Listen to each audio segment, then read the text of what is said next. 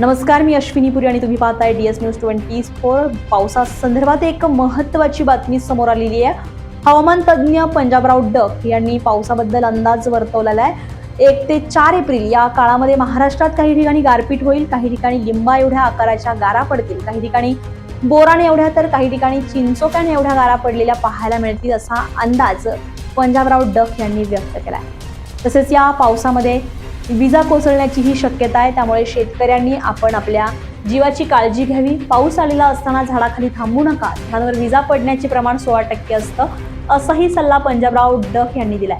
1 एप्रिलला पावसामध्ये वाढ होणार आहे। 2 एप्रिल आणि 3 एप्रिल आणि 4 एप्रिल रोजी राज्यामध्ये वेगवेगळ्या भागामध्ये रोज पाऊस पडणार आहे, त्यामुळे योग्य काळजी घ्यावी असं आवाहनही पंजाबराव डक यांनी व्यक्त केलंय। पंजाबराव डक यांच्या मतानुसार 5 एप्रिल रोजीनंतर राज्यातील हवामान कोरडं राहील। पश्चिम विदर्भ मराठवाड्यातही पाऊस पडणार आहे। कांदा पीक झाकून ठेवावं, गहू पीक लवकरात लवकर काढून घ्यावं असंही पंजाबराव डक